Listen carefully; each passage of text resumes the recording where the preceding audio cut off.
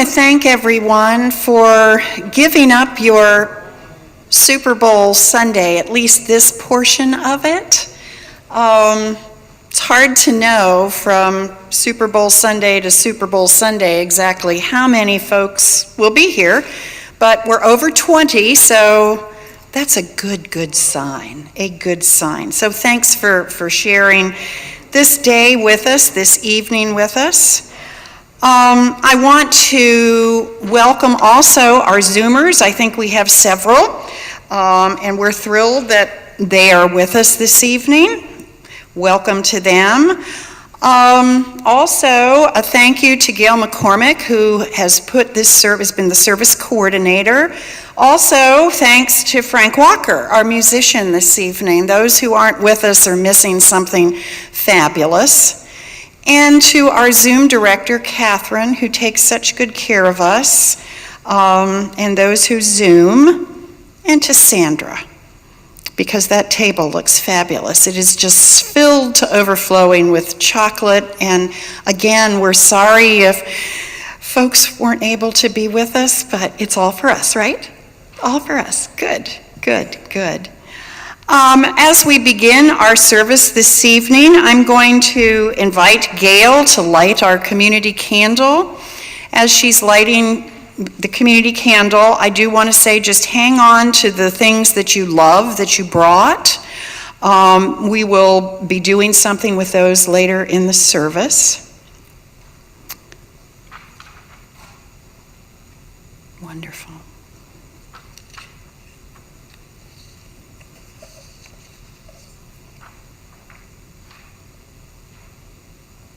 Our time together begins.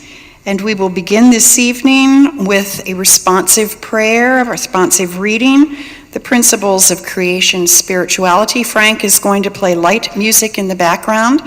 David will be leading those. We will hear the drum and sage. If everyone would please stand.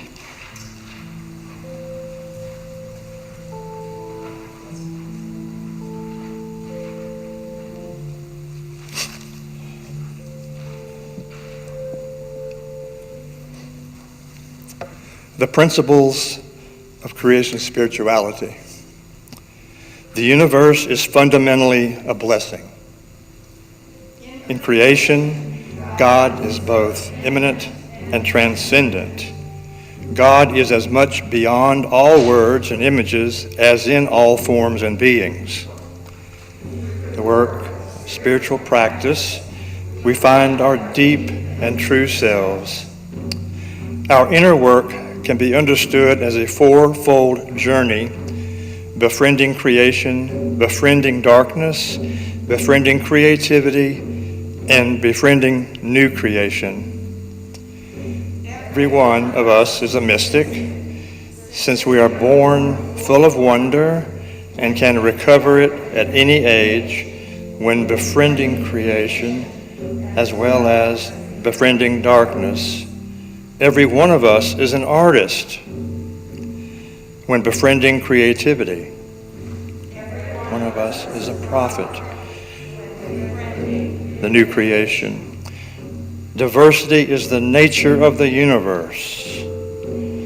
Basic work of God is compassion, and we, who are all original blessings, sons and daughters of the divine, are called to compassion. There are many wells of faith and knowledge, all drawing from one underground river of divine wisdom. Ecological justice is essential for the sustainability of life on earth. Namaste. Thank you.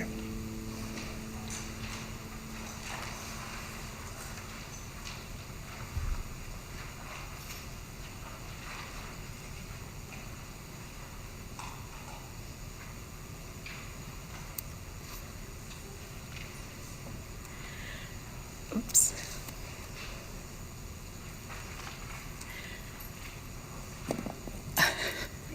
Thank you, Sue. I'm short. Selected readings from 13th century mystic and poet Rumi. Just as the heart becomes carefree in a in place of green growing plants. Goodwill and kindness are born when our souls enter happiness. Don't hide your heart, but reveal it, so that mine might be revealed, and I might accept what I am capable of. Everything that is made beautiful and fair and lovely is made for the eye of one who sees. That which is the object of love is not the form, whether it is love for things of this world or the world beyond. Here ends our reading.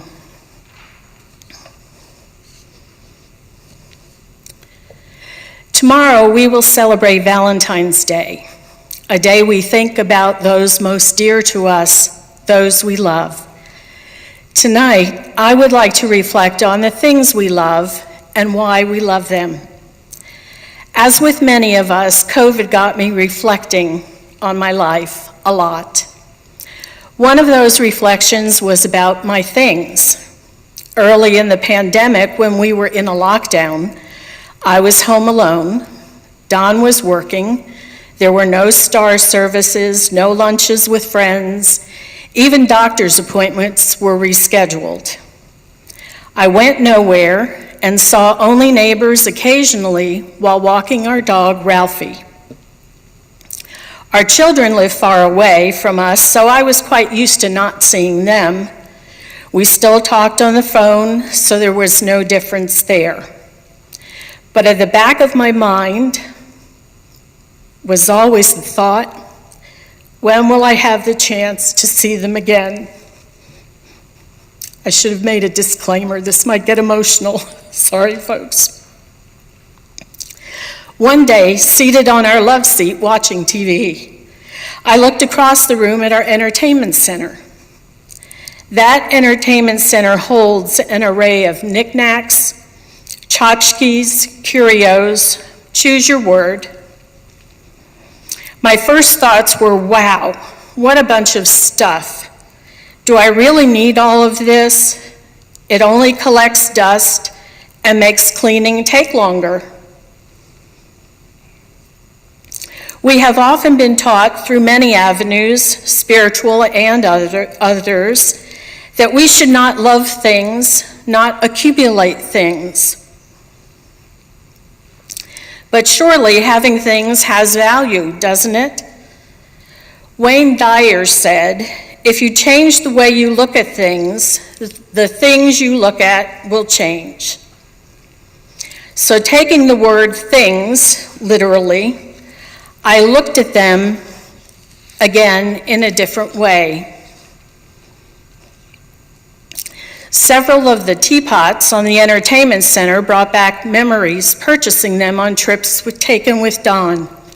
A weekend at Biltmore spent with our daughter and son-in-law, on a road trip to Chicago to visit our son and daughter-in-law, our 25th wedding anniversary trip to Disney World. That entertainment center holds part of my basket collection, many of which were given to me by my late mother-in-law, reminding me of the common interests we shared. A framed picture purchased at a church bazaar reminds me of a fun day shared with a good friend. Even the television I was watching at the time was a joint Christmas gift from our children. These things were no longer dust collectors and clutters. They were memories. Memories of time shared with people I love, memories of people no longer with us. In our readings tonight, Rumi reminds us of that in one of them. Everything that is made beautiful and fair and lovely is made for the eye of one who sees. I see those things differently now, and walking through all of the rooms of my home, I am happy to say that each one holds those memories as well. And those memories keep me in touch with those I love, even when I can't be with them. Another of our readings tonight from Rumi. Don't hide your heart, but reveal it, so that mine might be revealed, and I might accept what I am capable of. Tells us the things that we choose to surround ourselves with tell ourselves and others who we are, what we value. Do you have lots of sports equipment around your home? Lots of albums or CDs, books, photos of family? The things you own can open you up to others and help them get to know you. They tell the story of your life. When you come to my home, some of the things you will see are books, CDs, photos of family and friends, and of course, the previously mentioned TV from our children. If you haven't already guessed, I love listening to music, reading, and watching TV. And I believe God speaks to me in all of these things, through a passage in a book, a lyric in a song, a line in a TV program. God speaks to me. Recently, Don and I were binge watching Chicago Fire. Anybody watch that? In one episode, a fireman's own apartment was destroyed by fire and everything was lost. In his words, it's not just stuff, it's time and memories. And while I have been reflecting on this topic for nearly 2 years, I only got down to the business of writing this reflection a few weeks ago. In that few weeks, it seems articles about decluttering and downsizing have been popping up in news articles and emails. Was the universe trying to tell me to stop thinking about the love of things, that I was on the wrong track? I agree that the accumulation of things in order to have more than others is not a good thing. That hoarding is certainly not a good way to live. But the doubt was brief, and I still believe that things have value, and it's not just stuff. It's time and memories. And now we're going to share our own memories. I will tell you what I brought first, and then Sue is going to hold the mic for everyone so they can share what they love and why they love it. I brought a teapot from Disney World. It's one of those tea for one sets. And the story behind this, I'll try to be brief. We were there for our 25th anniversary, as I mentioned. And we were in a shop in Epcot, and I found this teapot. It's Belique, which I have some Belique pieces at home that were Don's mother's. So I, of course, loved it right off the bat, and walked away and went on with the day. And Don snuck back and bought it for me for our anniversary. I told you I'd get emotional. And that's what I brought.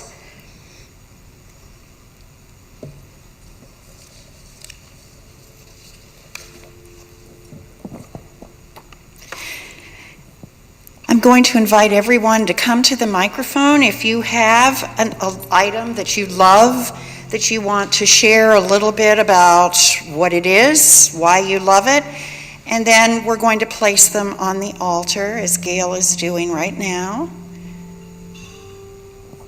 Great. And Gail's going to stay there to help us do the arranging. So, who wants to go next?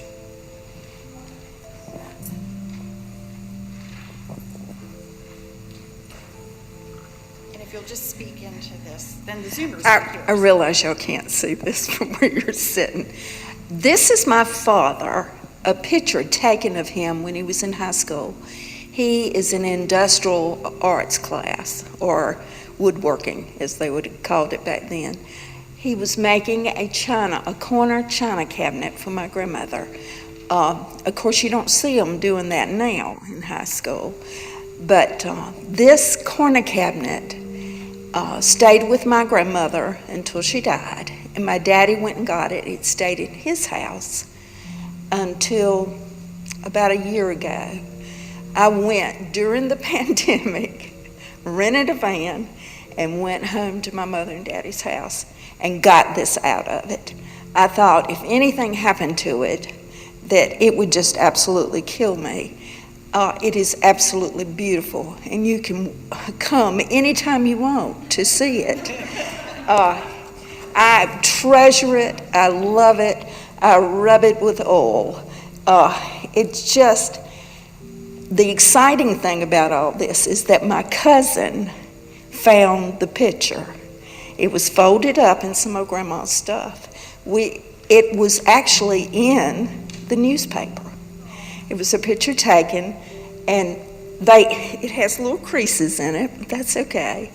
I will truly treasure this forever because there he is making it, and I have it. I've seen it and it's beautiful. It's just beautiful. We'll have an opportunity in a little while to look at all of the items that are displayed. Who's next?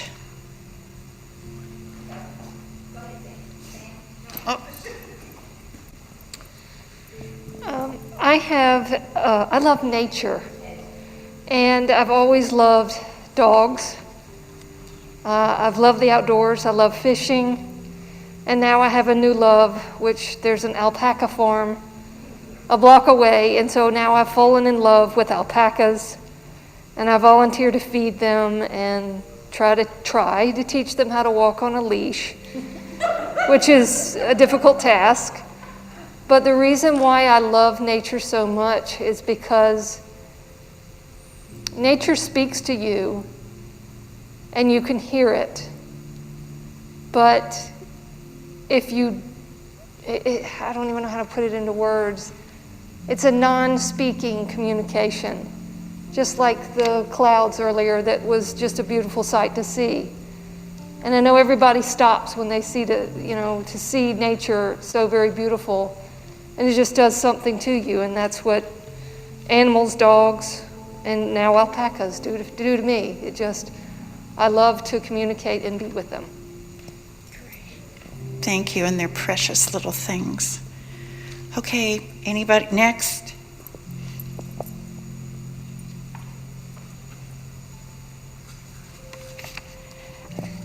I'm living alone these days, and so I have my two little friends here, Bentley and Harry. And the good thing about these dogs is when I come home, there's something breathing, something loving me, something excited to see me. And also, it's nice that I have something to take care of. And they remind me when it's meal time, snack time, go out time. And if it weren't for them, I probably wouldn't be walking my 5 miles a day. Because you look at those big brown eyes, and the other thing is, maybe the best, I can talk all the time and people don't think I'm a dotty old lady because something is here breathing. And that's why I love my pups. Thank you. They're cute as a button. Next.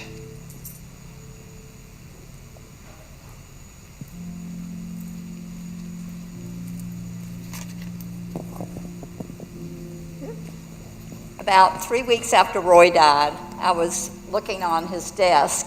It's in our bedroom, and there was this note there, and it says, "Dearest Barbara, thank you for sharing the journey. I love you, Roy." I have no idea when he wrote that. I don't know if he wrote it before I took him to the nursing home or when, but at any rate, that's a real love gift. And then the other day I was looking, I have a real love of feathers, and I'm sure there's some significance in that. I don't know what it is, but at any rate, the first time I had a date with Roy, he asked me, it was on New Year's Day, and there was a place outside of Baltimore that had eagles flew. And so I went, this is not an eagle feather, but I found he had sent me a note that had this feather in it. So those are my precious gifts. Wonderful. Thank you for sharing.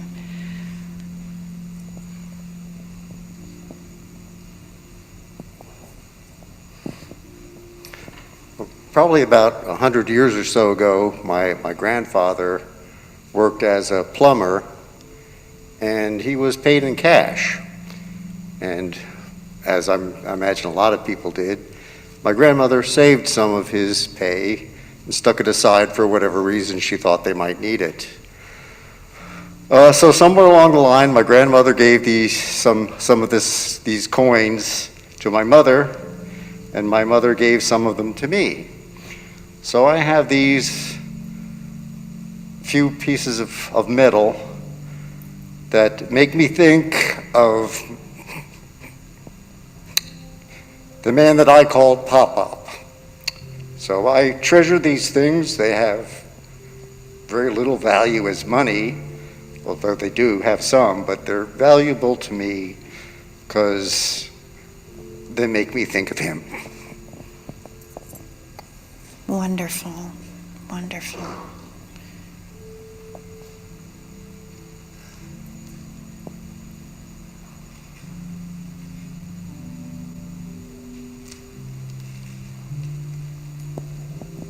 Thank you. When I was a little girl, maybe 5 or 6 years old, I used to sneak into the living room and look at the things that were in our bookshelves there. And I was fascinated with a book. It looked like a small Bible. But I knew that that's not what it was. Anyway, I found out it was my great-grandfather's prayer book. And then I really was fascinated because I wondered why we didn't have a prayer book at our church. And it made me start thinking. Well, I treasured the book, kept it. My parents let me have it, and kept it in it. I kept it in a secretary, and then, unfortunately, I was living at the beach when Hurricane Hugo hit, and I lost my house. But I was able to find this. It was in a secretary that was totally smashed. But in the cleanup, I found the book. Of course, it was soggy and the binding is gone. But it is an 1892 prayer book.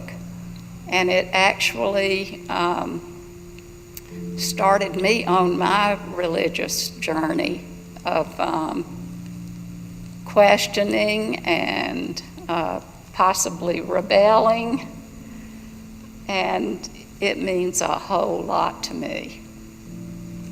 And I'm so grateful I was able to find it after the storm. Thank you. It's in pretty remarkable condition, Kay, considering. You want to leave it on the altar? Great. Who else has something to share?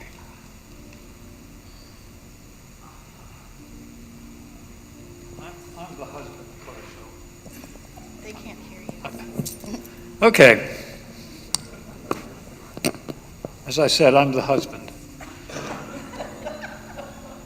This is a photograph taken the day that I made one of the better decisions in my life.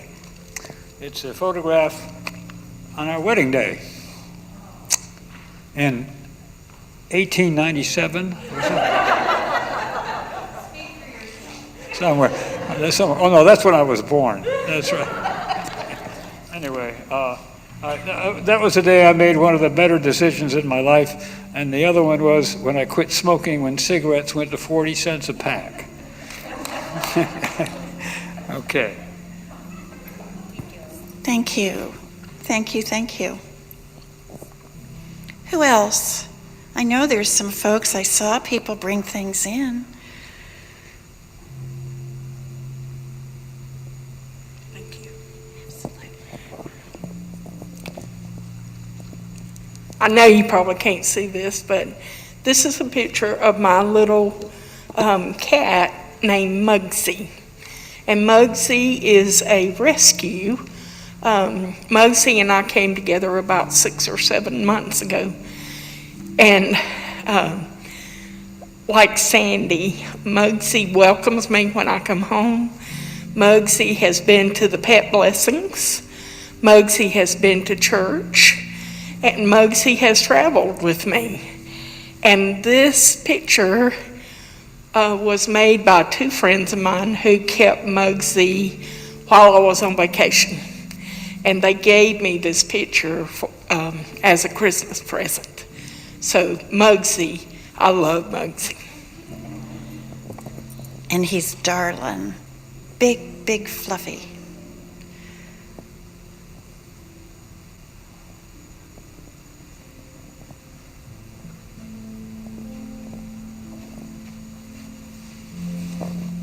So I'm a lover of all things history, especially family history. So I was down in Florence not too terribly long ago, and I always brag about finding treasures and bringing them back. So I was going through some stuff and happened upon this ledger, and I'm always excited about flipping over books and seeing what might be in it. And so my mother's parents were passed before I was ever born. So I flipped open to the first page, and it says, "The life history of Mr. and Mrs. Douglas Allen Hardy," which were her parents. And her father started writing this the day that he married her mother in 1945.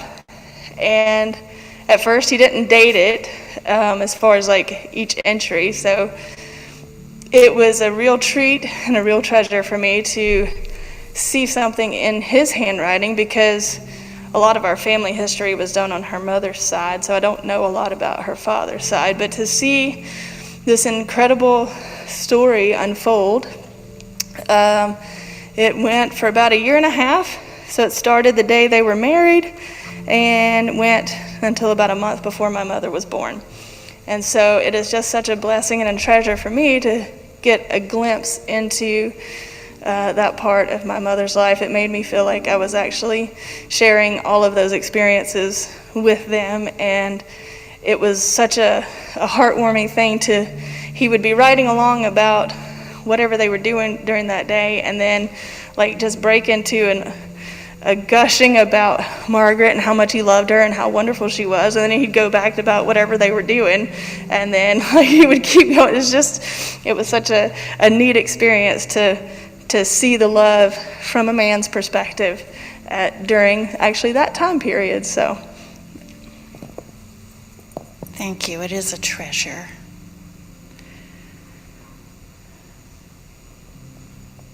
Anyone else?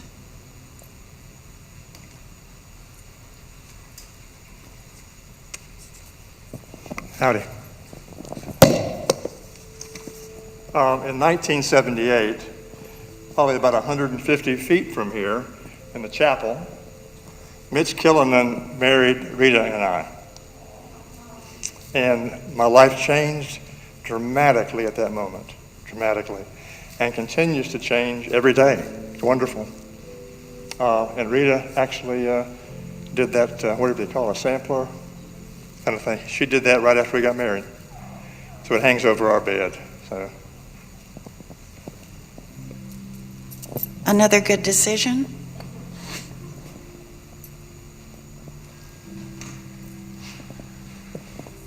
So, I'm not good at talking in public, but here goes. Over the last 11 months, I've been collecting these chips, and they're not worth anything monetarily, but for me, they're worth a lot. What they represent is something that I love, and that's a change of who I am and my lifestyle, and growth, both spiritually, just all around growth for me. So. Thank you for sharing that. It's a wonderful, wonderful accomplishment. Anyone else?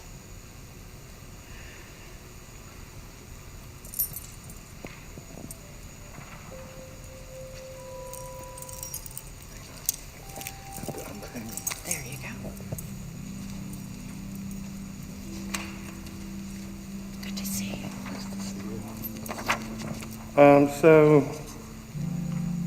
I've taken to wearing this again. It's been a long time since I did, but I'm going through something, some kind of a change in my life. Recently went to a really wonderful natural spirituality retreat, and felt like God talked to me during that period. And so what this is sort of represents my spiritual journey over the last maybe dozen years. The beads I got from a Russian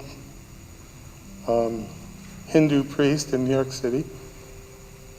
I was there trying to find out more about Hinduism, and that belief, it was part of a art therapy exploration in spiritual art therapy. Connected to it is an Italian crucifix given to me by a brother and I, who was, along with me, was in seminary at the time to become a priest. I obviously didn't finish that course, but it's always been precious to me, as he was to me. We were musicians together. We liked to jam. And there is a attached little bit of, it's a fossil really, that represents the golden spiral. It's kind of a core symbol for art for me, for the nature of the beautiful, for the mystery that is creation.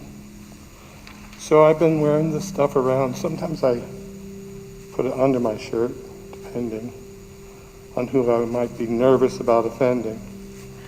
But it's precious to me.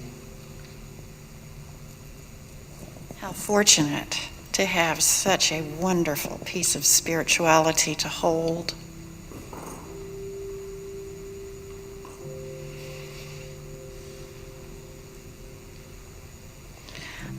I have this crazy little box. When I was 6 years old, at Christmas time, my mother and I went downtown Washington, D.C. to the Tip Top Tie Company, and we bought my daddy a tie for Christmas. And every year thereafter, we would get a tie for my daddy at Christmas. And I was the first, and then there was a brother and another brother and a sister. Anyway, this is the original box.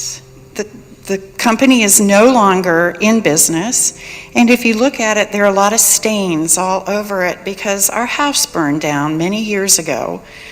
But this was one of the items that we found that maintained its integrity. So I brought it today, and when I got it here, I was showing it to Kay. Just before I did, inside was this picture of a guy that I really love.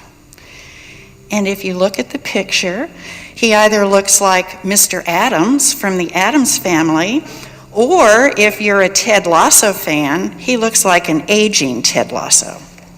But what a gift to find something very special in something very special.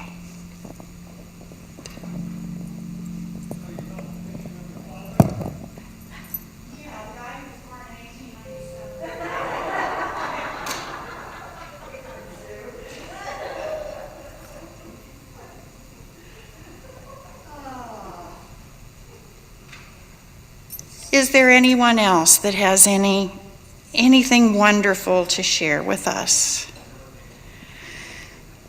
Later, as we come up for communion, you'll be able to look at all of these wonderful treasures. But before we do that, we're going to collect our offering. And before we do that, I'm going to invite Frank to come up and say a few words about some of the music he's going to be playing in just a few minutes. Frank? His gift to us.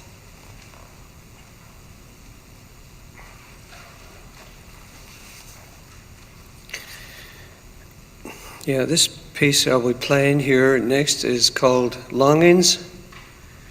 And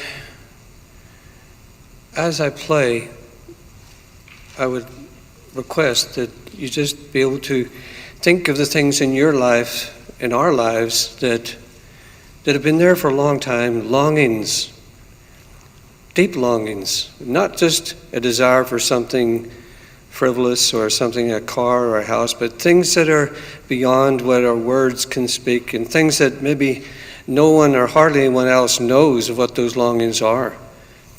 And so my prayer and my intent is that as I play, that it maybe release something in all of us, or any of us, to be able to break through for things that seem impossible, things that seem to be out of reach most of the times.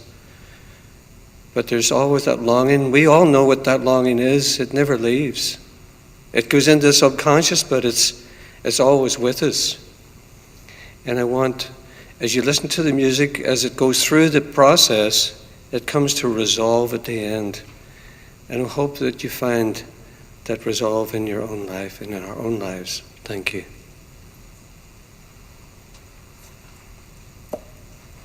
Deborah, I'm going to ask you, maybe you and Kay would just grab the offering stars and we can sort of start those around while Frank plays for us something that he loves, which is music.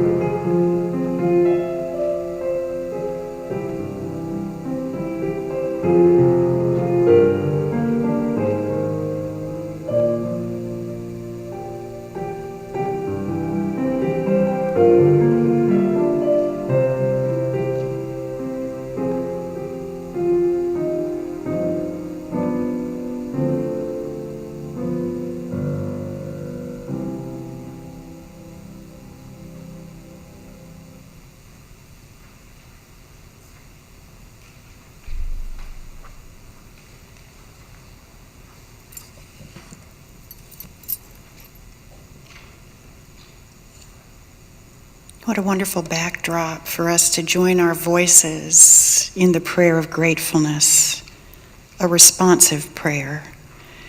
We dedicate ourselves and offer our hands in creative energy for the willingness to make something out of nothing. We dedicate ourselves and offer our hearts in compassionate energy for the willingness to care for those needs that touch our hearts. We dedicate ourselves and offer our eyes and ears and lips in the energy of justice, for the willingness to respond to inequality, small or large, wherever it exists. We dedicate ourselves and offer our spirit in the energy of newness, for the willingness to participate wholeheartedly in ways yet to be recognized. Amen. At this time, with all of these precious items gathered around the altar, it's time for us to bless them, to bless who we are, to one another, to ourselves, and to the world. This evening we are going to share in the way of wine, which involves both bread and wine, as does communion, because that symbolizes the dispersing of Christ's divine energies, which are a universal life force, into all of humanity. There are 2 communion stations this evening. You may select either one of them. There are trays of homemade communion bread made by Gail. If you would start with a small piece of the communion bread. And then there are small glass chalices filled with wine. But for those not preferring wine, there are baskets with the grapes still clinging to the vine. So let us together responsively join in the responsive prayer of blessing.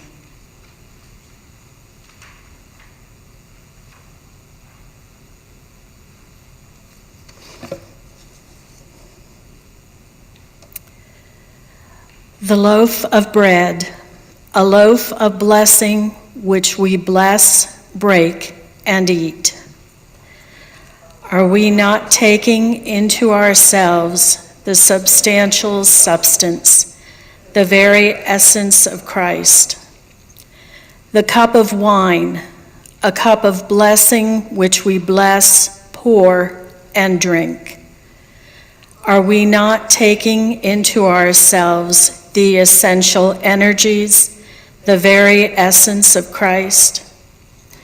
In blessing this bread and this wine, our manyness becomes oneness. Take and eat, take and drink, and be blessed with the substantial substance and essential energies, the very essence of Christ. Then, as one, we become blessings for many. Amen. Now, as the writer of Ecclesiastes invites us, go, eat your bread with enjoyment, and drink your wine with a merry heart.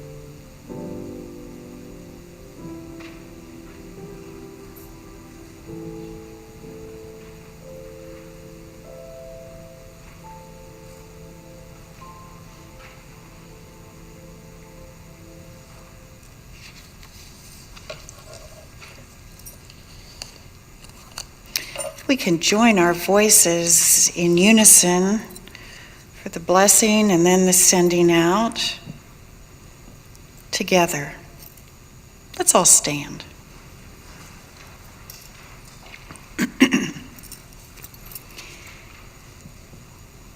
Here's to all of us and to grateful hearts, to the abundance of life on earth and generous blessings for all humanity, to justice, compassion, and the warmth of the sunshine for all God's creatures, to the glowing good health for those we love here and everywhere, and to the sparkling dignity of those who have gone before. God bless us now and evermore. So be it, and amen. And as we leave this place this evening, I would leave you with this thought. It matters not who you love, what you love, why you love, when you love, or how you love. It only matters that you love. And on that note, that thought, we're going to adjourn to the beautiful table in the back and enjoy some wonderful chocolate delights and hot chocolate. Please and thank you, Sandra, so much.